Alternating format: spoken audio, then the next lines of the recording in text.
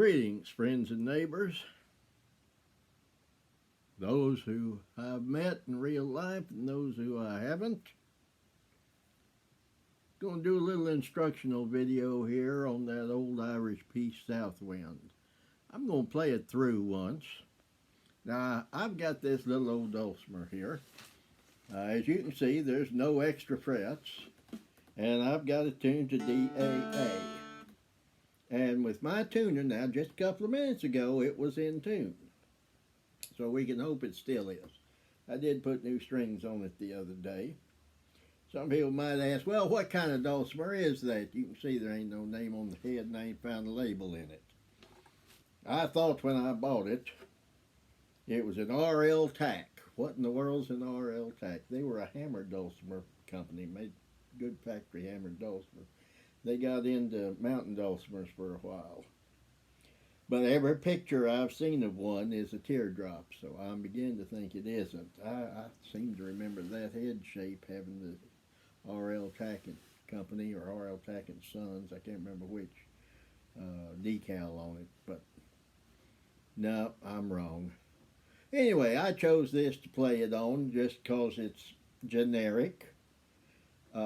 The old song Southwind is a traditional Irish piece. I'm going to play it through once. Yeah, I guess I'll do the repeats, and we'll go from there. Here we go.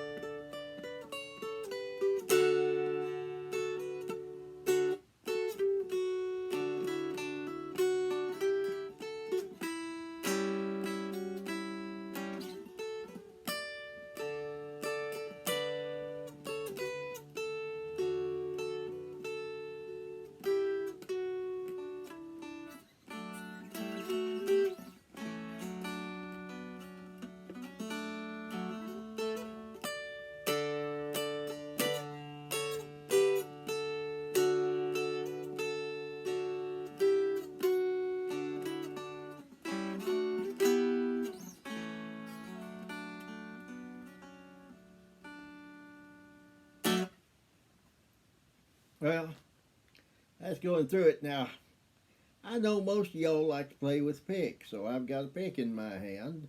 Normally I'd play this finger picking, finger style. If, I repeat, if you want a video on finger style playing Southwind in DAA or DAD, I'll be glad to try to make one for you. One of the reasons I'm doing this is I just hate when people say, well, you can't play chords in DAA, you got to play them in DAD. No, that's not true. You can play chords in any tuning, and I think some things sound better in DAA. So, that's what we're going to do. All right, this is in 3/4. It's considered a waltz. But remember one thing. It's a slow waltz. It's not a Viennese waltz where we're getting out there and twirling around the floor. Okay? So hang with me here. I'm going to go 1. It comes in on the 3rd beat. So we're going to go 1, 2, 3, 1, 2. So we're starting off here. It starts off A, G, F sharp. So that's going to be 7, A, 6, and then the 5 is the F sharp. Then 4, 3, 5, 6 7 4 4 5 4 7 6 5 4 3 1 1 3 0 3.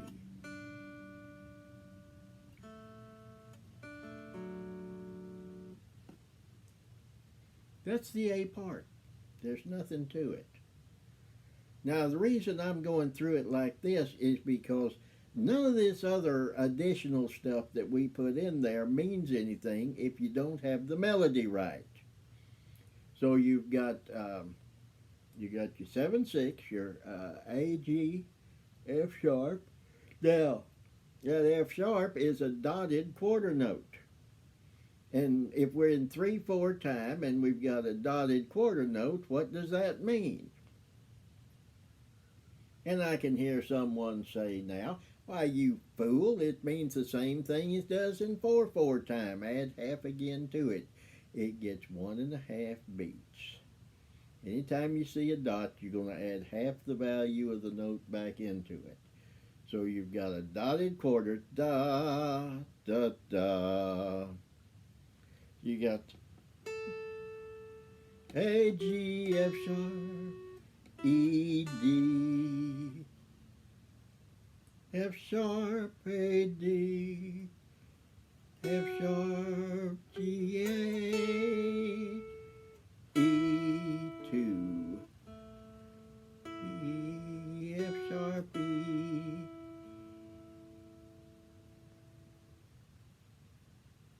That rhythm. Dum, da, dum, dum, da. Here we go. 1, 2, 3. 1, 2, da, da, dum, da, da, da, da, da, dum, da, da, dum, da, da, dum, da, dum, da. Da dum bum bum.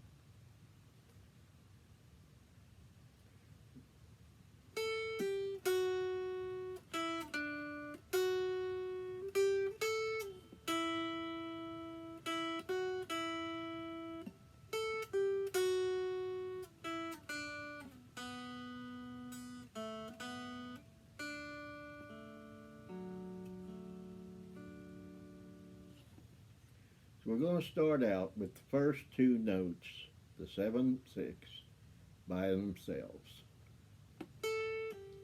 And then the 5. 1, 2. What did I do?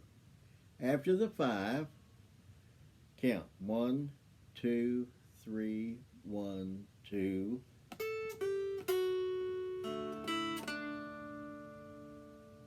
After I hit the 5, I went and hit the other 2 strings open, the middle and the bass. And I let them ring. And then when I come back to the 5 on the second measure, second full measure, I'm going to hit all the way across.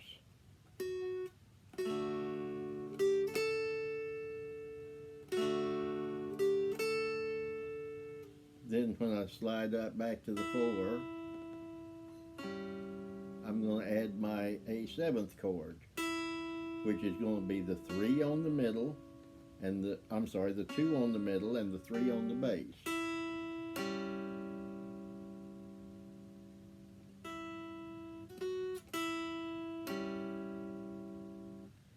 So it's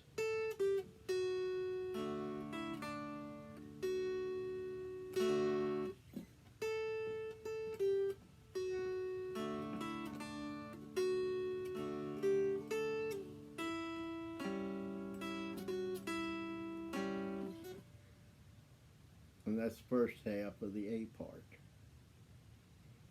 Okay?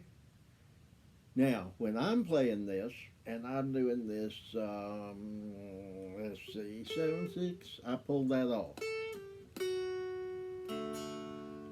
and I use my index finger on the 5, then my middle and my ring.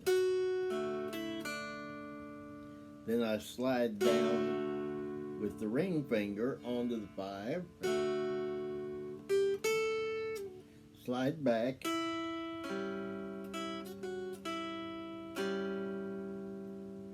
okay, got it?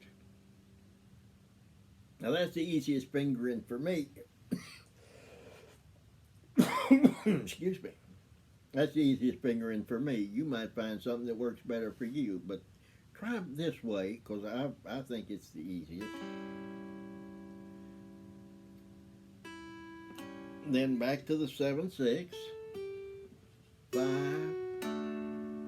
and instead of hitting it across this time to open, we're going to vary it just a little, and we're going to do the 4/3 or the 3/4, depending on how you say it. You're going to hit the 3 on the. You got the 3 on the bit and 4 on the bass.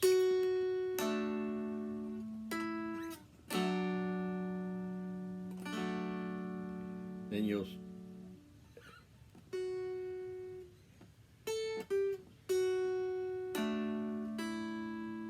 just run that index up to the 4. Then 2 on the bass, slide this. See, you're here. Now we have to go to the 3, so just slide that and bring the middle finger onto the 2. All right, you got that?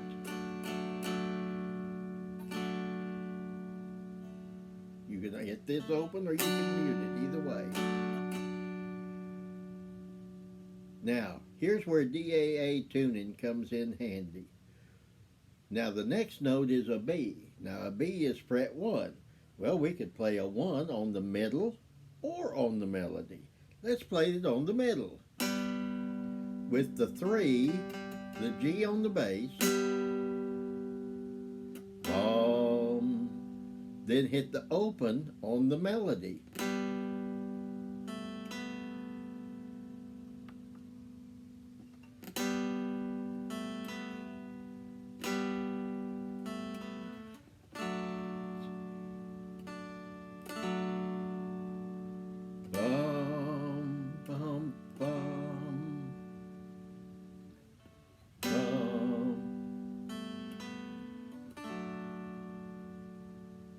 We turn that into our 2 open 3 chord, bass to melody.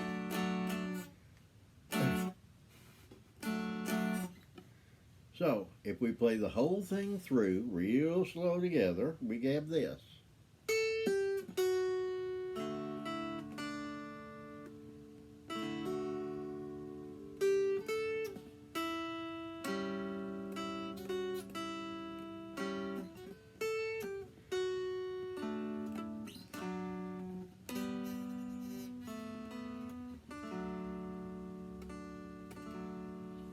Again, with me.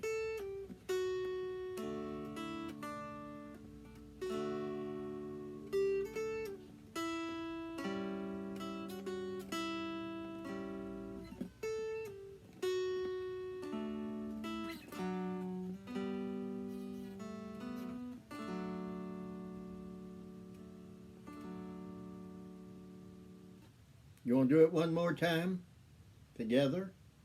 You know, that's almost up to speed. It's not quite, but it's close. So let's try this again. We're going to do the pull off. If you're uncomfortable doing the pull off, you need to practice it.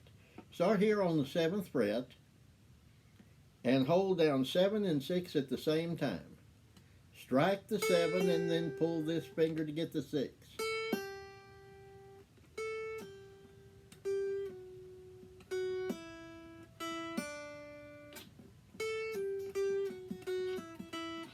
If you really want to do it, start at 10.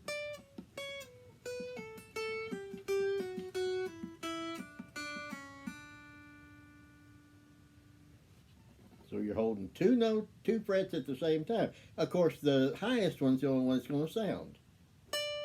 Then you pull that off.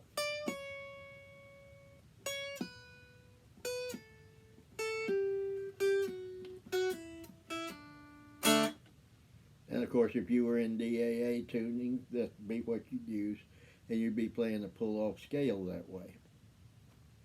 We could do some more scale studies.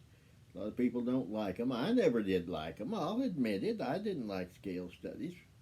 But I'll tell you what, on the guitar, on the dulcimer, probably on the fiddle and the mandolin, even on the banjo, it would help anybody get a feel for their fingerboard and where notes are. And you get that technique. Then you could do it backwards. You could do the, this one you're going to hammer on.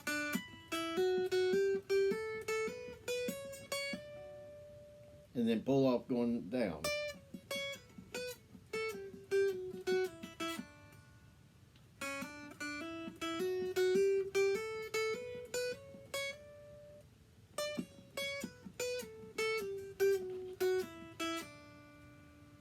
Then you could do, see.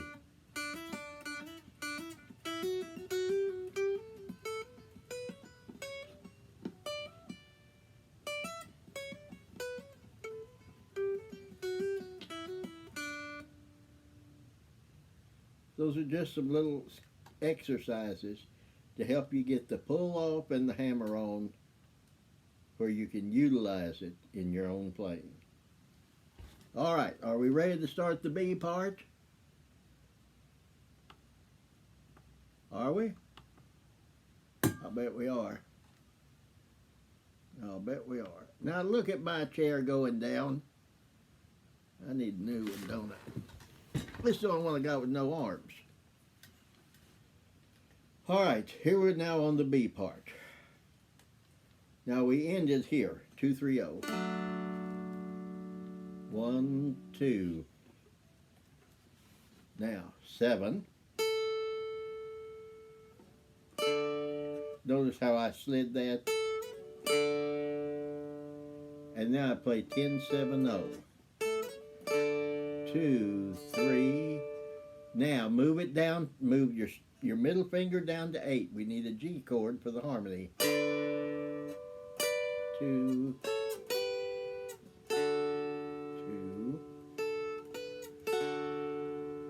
See how that worked? There's some nice things about DAA with chords. I don't care what anybody says. Listen again.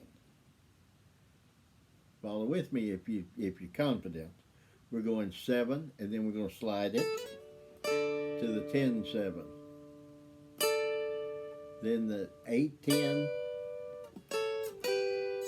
Then 5-7-0, 7-8, 5-7-0 again. Now,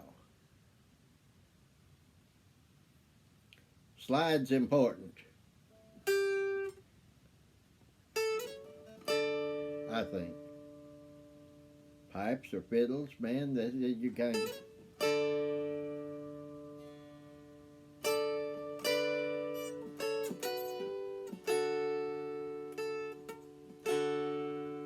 Now we're moving to the 6, but we're changing our bass note from the middle to the bass string. We're playing 6-5. And then when we come, we're going to do a 4, a 5-3-4. Melody to.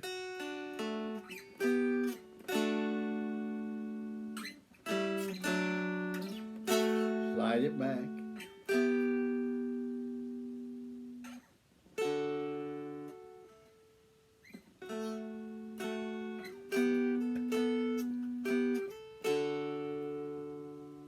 Mistake in my tab.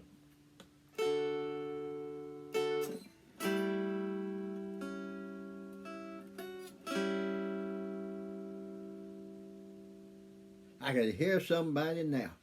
The sorry so-and-so has this tabbed out.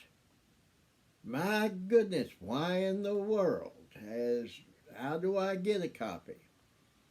Well, leave me your email address and I'll email you one because I'm such a nice guy. You realize that, right? You better. Now I'm correcting this right now.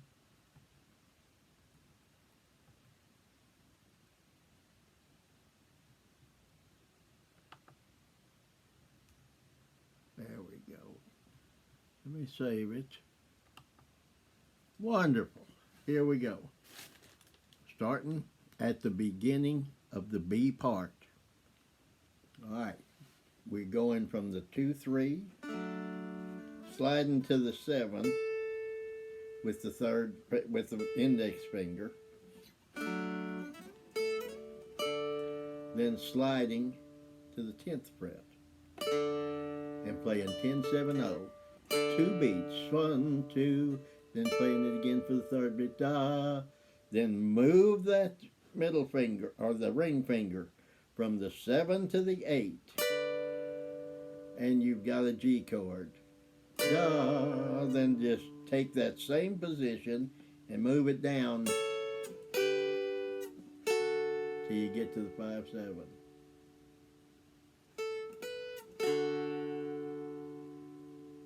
Then 6-5 on the 5 on the bass, 6 on the melody, and play 5-3-4.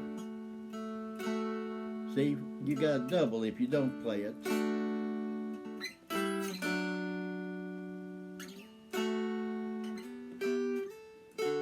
There it is. After you do the 5-6, 4-5, then you change it to the 5-7, 5 on the middle. You move from there, and 7 on the melody. Then back to 3-4. All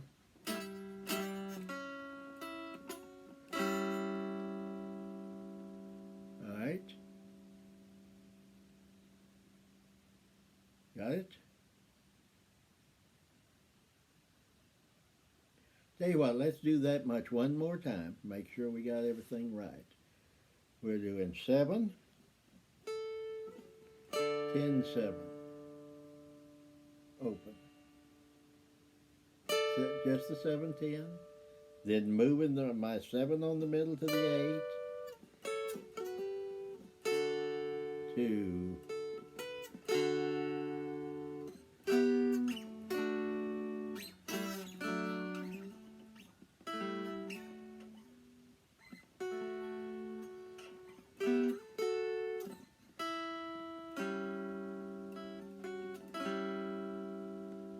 Then 7, and the 7-10 again. But now we go 11-9.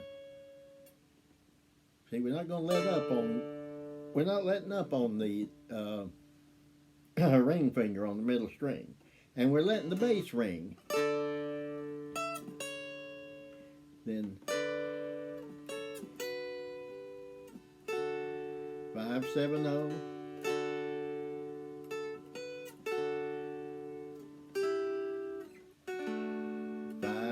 3-4. Take that position and move it down a fret. So instead of 5-3-4, you're at 4-2-3, and then 3-0-2. I would leave that 1 there. I've written the tab with an open, but I'd leave it 1. And get that B minor in there for just that 1 beat. Then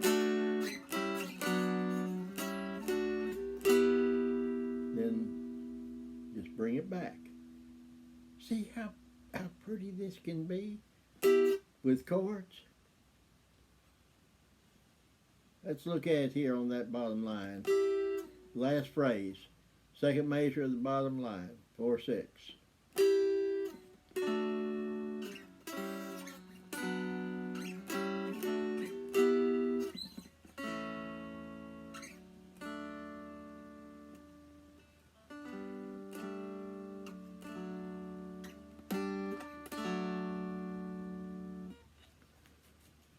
All right, You think you got it? Think we can play the B part all the way through? I think you can. You know why I think you can? Because I think you have an understanding of what's going on here.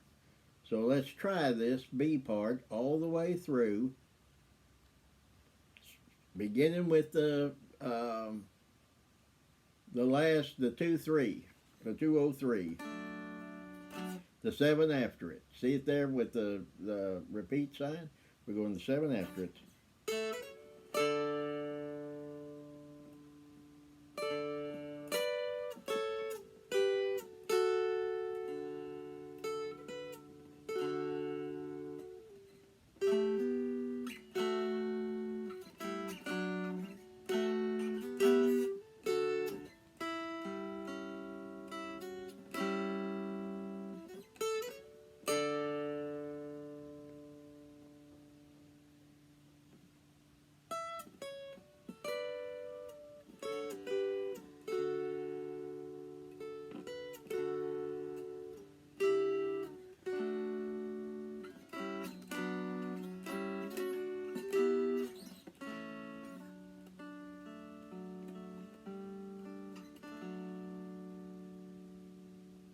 And then you'd go back to the beginning.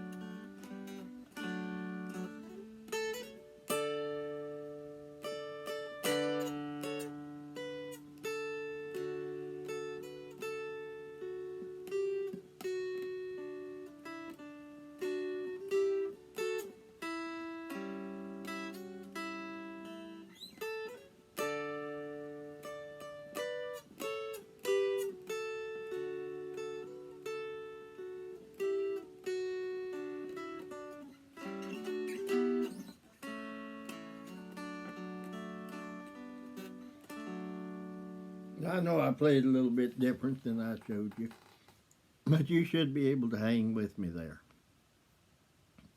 Well, what'd you think? Can you learn it? Of course you can. Southwind is a great old tune. Actually, it's a song. Now I'm going to tell you something. A lot of fiddlers play that in G. And they want to play it in G. And if you all want a G arrangement of it, I can get you one. I want you to think about something. This is a song. This is not just a tune. So if you got a singer that's going to sing it, you can't look at that singer and say, well, I only play it in D, so you got to sing it in D. And they say, no, I sing it in A flat. Well, G's got sharps. It doesn't have a flat in it. No, the key of A flat. And they expect you to be able to do it. So I'm saying that in order to say this.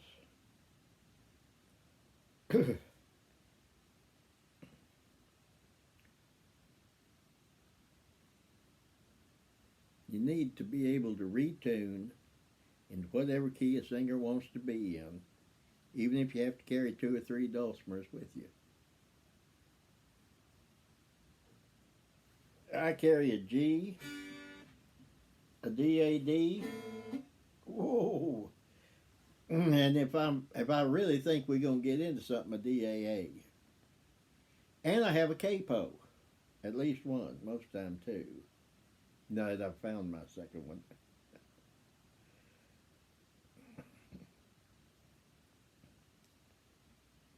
Anyway, Point two. Any of y'all that's been in any of my classes have heard this before, and I don't care. I say it every time.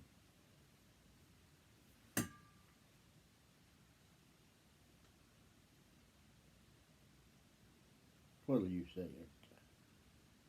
You can't practice too slow.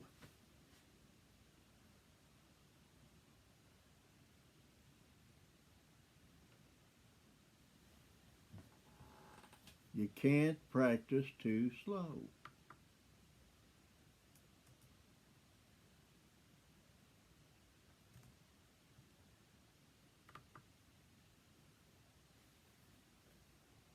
You really can't.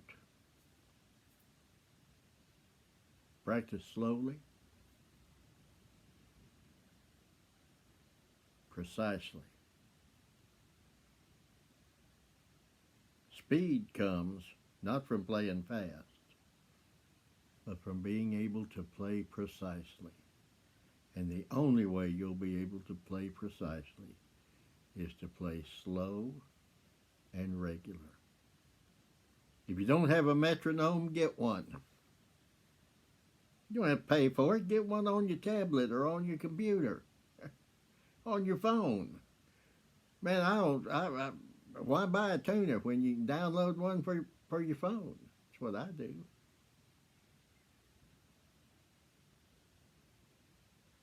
So,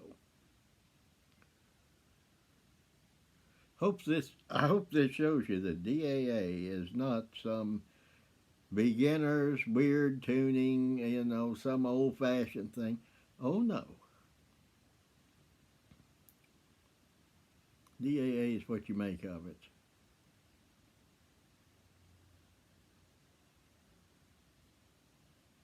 I gotta say, you want to know more about it, then hey, I'm here to help. Yes, it's me, Rob Lackey, the Dulcimer Outlaw. Available for lessons, performances, hanging out with your club for a day, maybe, half a day, trying to tailor things to what you want to learn, if we can. So, good Lord willing and the creek don't rise, I'll see you again real soon.